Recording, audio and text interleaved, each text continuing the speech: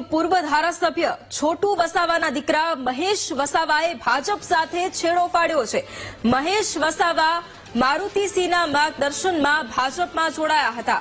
પોતાના કામને ન્યાય ન મળતો હોવાનો મહેશ વસાવાએ આરોપ લગાવ્યો છે। મહેશ વસાવા ડેડિયાપાડાના ધારાસભ્ય રહી ચૂક્યા છે અને ભારતીય જનતા પાર્ટીમાં તેઓ થોડા સમય પહેલા જોડાયા હતા, પરંતુ હવે તેમણે ભાજપ સાથે છેડો ફાડી દીધો છે। પોતાના કામને ન્યાય ન મળતો હોવાની વાત કહી અને એવો આરોપ લગાવી તેમણે ભાજપથી અલગ થવાનો નિર્ણય લીધો છે। જોકે મહત્વની વાત એ છે કે મહેશ વસાવા મારુતિસિંહના માર્ગદર્શનમાં ભાજપમાં જોડાયા હતા, પરંતુ એ આક્ષેપ સાથે કે તેમના કામને ન્યાય નથી મળી રહ્યો, એ આક્ષેપ સાથે તેઓ હવે ભારતીય જનતા પાર્ટીથી અલગ થયા છે। મહેશ વસાવા કે જેઓ ડેડિયાપાડાના ધારાસભ્ય પણ રહી ચૂક્યા છે। ગત વિધાનસભાની ચૂંટણીમાં છોટુ વસાવા અને મહેશ વસાવાની એક તકરાર પણ જોવા મળી હતી અને ત્યારબાદ તેઓ ભાજપમાં જોડાયા હતા અને હવે થોડા જ સમયમાં તેમણે ભાજપ સાથે છેડો પણ ફાડ્યો છે। પોતાના કામને ન્યાય નથી મળી રહ્યો તેવા આક્ષેપ સાથે તેમણે ભાજપ સાથે છેડો ફાડી દીધો છે। જોકે હવે તેઓ આગામી સમયમાં શું કરશે તે પણ જોવું રહેશે, કારણ કે એક તરફ ડેડિયાપાડાના તેઓ ધારાસભ્ય હતા, એક વર્ચસ્વ હતું તેમનું, પરંતુ ત્યારબાદ વર્ષ 2022ની વિધાનસભાની ચૂંટણીમાં છોટુ વસાવા અને મહેશ વસાવા વચ્ચે જે તકરાર જોવા મળી હતી અને ત્યારબાદથી મહેશ વસાવા છે કે જેમણે છેડો ફાડી અને ભાજપમાં તેઓ જોડાયા હતા અને હવે ભાજપથી પણ તેઓ અલગ થયા છે। તેઓ પોતાના કામને ન્યાય ન મળતો હોવાનો આક્ષેપ લગાવી અને ભાજપ સાથે છેડો ફાડી રહ્યા છે। તેઓ ડેડિયાપાડાના ધારાસભ્ય પણ રહી ચૂક્યા છે। જોકે હવે તેઓ કોઈ પક્ષ સાથે જોડાય છે કે કેમ તેની ઉપર પણ નજર રહેશે।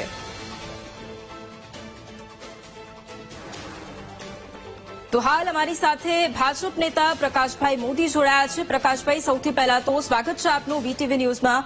પ્રકાશભાઈ, મહેશ વસાવા જેવા એક નેતા કે જે ભાજપ સાથે જોડાય છે અને થોડા જ સમયની અંદર ભાજપ સાથે છેડો પણ ફાડી નાખે છે અને તેઓ એ આક્ષેપ કરે છે કે તેમના કામને ન્યાય નથી મળી રહ્યું। સૌથી પહેલા તો આખી આ જે વાત છે આ મુદ્દે આપની પ્રતિક્રિયા।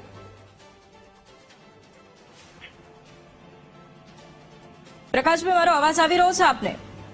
હા જી પ્રકાશભાઈ, સવાલ એ છે કે મહેશભાઈ વસાવા કે જે ભાજપમાં જોડાય છે અને થોડા જ સમયમાં ભાજપ સાથે છેડો ફાડી દે છે, તેઓ એ આક્ષેપ કરે છે કે તેમના જે કામ છે તેને ન્યાય નથી મળી રહ્યું। સૌથી પહેલા આ મુદ્દે પ્રતિક્રિયા।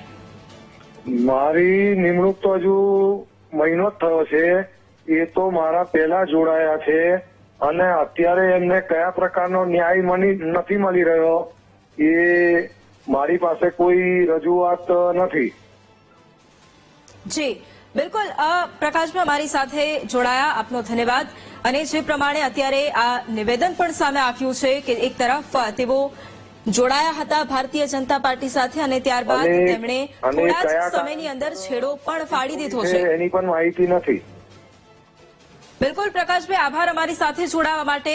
તો ભાજપ નેતા પ્રકાશભાઈ મોદી આપણી સાથે ફોનલાઈન પર જોડાયા હતા અને જે પ્રમાણે મહેશ વસાવા કે જેઓ અત્યારે ભારતીય જનતા પાર્ટી સાથે છેડો ફાડી રહ્યા છે, પરંતુ હવે આગળ તેમનો શું એક્શન પ્લાન રહેવાનો છે તેની પણ નજર તમામ રાખશે। અને આપણી સાથે ફોન લાઈન પર કોંગ્રેસના મુખ્ય પ્રવક્તા મનીષભાઈ દોશી પણ જોડાયા છે।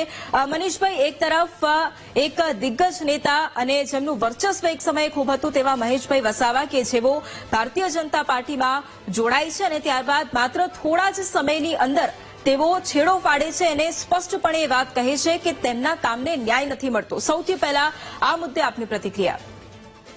આપના માધ્યમથી અને અન્ય માધ્યમથી જાણવા મળ્યું છે કે મહેશભાઈ વસાવાએ ભારતીય જનતા પાર્ટી સાથે છેડો પાડ્યો છે અને એમને જે ભાજપને સાથે છેડો પાડતા સમયે જે વાત કરી છે એ સમગ્ર દેશની અંદર અને ગુજરાતની અંદર ભારતીય જનતા પાર્ટીની સરકારની અને ભાજપની આદિવાસી વિરોધી નીતિને ઉજાગર કરી।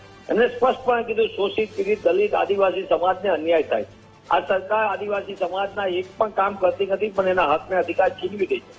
ત્યારે આદિવાસી સમાજમાં પોતાનું વર્ચસ્વ ધરાવતા એવા મહેશભાઈ વસાવાએ જયારે ભાજપા સાથે છેડો પડ્યો ત્યારે હું એટલું જ કહેવા માંગી કે જે સરકાર આદિવાસી સમાજને અન્યાય કરે છે ત્યારે મહેશભાઈએ પોતાની આંખ ખુલી છે અને એમને ભાજપ સાથે છેડો કર્યો અને એમને છેડો ફાડતા સમયે જે વાત કરી છે ભારતીય જનતા પાર્ટીની સરકાર અને ભાજપાનું ચાલ ચલન ચરિત્ર અને ચહેરો જે આદિવાસી વિરોધી છે એ પણ ખુલ્લો પડ્યો છે. બિલકુલ આભાર મનીષભાઈ અમારી સાથે જોડાવા માટે.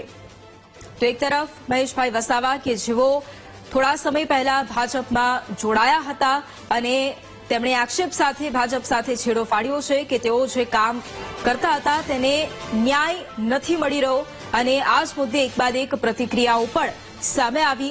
થોડા સમય પહેલા જ તેઓ ભાજપમાં જોડાયા હતા. મનીષ દોશીએ પણ પ્રતિક્રિયા આપી. તેમણે એ પણ કહ્યું કે ગુજરાતની ભાજપ છે તે આદિવાસી વિરોધી સરકાર છે, સરકારનો આદિવાસી ચહેરો ખુલ્લો પડ્યો છે. તેમણે એ પણ અહીંયા વાત કરી છે.